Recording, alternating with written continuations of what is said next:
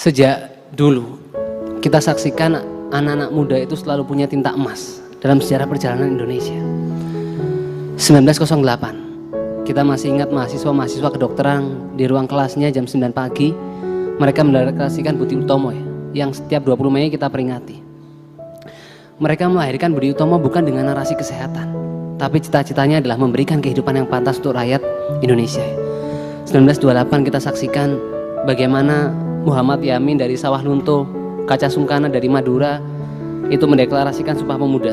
1945 bahkan kita saksikan kita dengar bagaimana anak-anak muda Hairul Saleh Wikana itu datang ke rumah Bung Karno Jalan Pegangsaan Timur nomor 56 dan meminta Bung Karno untuk mendeklarasikan kemerdekaannya. Jadi sejarah itu memberikan pelajaran kita bahwa anak-anak muda Indonesia selalu punya tinta emas dalam sejarah bangsa dan negara Indonesia. Kita ini anak muda ibarat matahari pukul 12 siang. Paling terang, paling panas, paling membara. Jadi jangan biarkan masa muda ini berlalu begitu saja tanpa karya yang mempesona. Sejarah Islam pun mengajarkan bagaimana anak-anak muda itu punya peran yang besar. Mungkin kita ingat sebuah kisah di mana ketika itu Rasulullah pernah bersabda kan. Kisah ini diawali ketika Rasulullah bersabda, Konstantinopel itu pasti akan dibebaskan. Sebaik-baik pemimpin adalah pemimpinnya dan sebaik-baik pasukan adalah pasukannya. Jadi Konstantinopel itu kota yang luar biasa. Bapak Ibu sekalian, dia terletak di ujung pulau, dikelilingi 3 sisi lautan, Selat Bosforus, Laut Marmara, dan Selat Tanduk.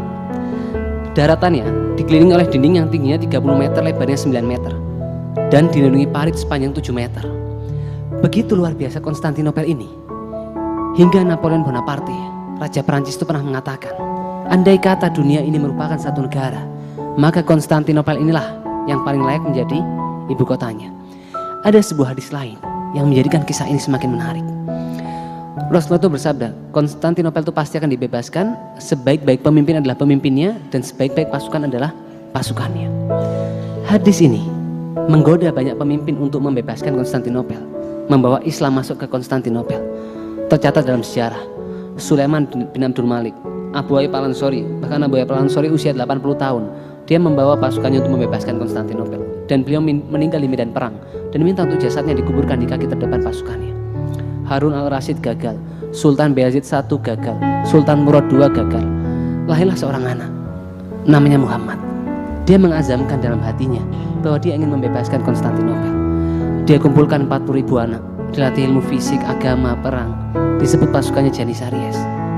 Lalu untuk merontokkan dinding Konstantinopel yang tingginya 30 meter dan lebarnya 9 meter, dia menciptakan sebuah senjata yang bisa melemparkan peluru yang beratnya 700 kg. 19 tahun dia menjadi pemimpin ibu kota negara Islam Adrianople. 21 tahun dia menjadi pemimpin negara Islam waktu itu.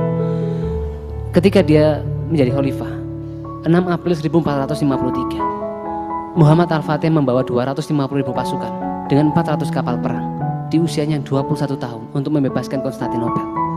Dari sebelah selatan, barat, utara, pasukannya harus melewati pasukan darat, laut Konstantinopel. 14 hari perang, tidak ada tanda-tanda kemenangan. Sebagian pasukannya berkata, sudahlah Muhammad Al-Fatih, kita menyerah saja, kita pulang saja, dan kita serang di lain waktu. Tapi apakah Muhammad Al-Fatih menyerah?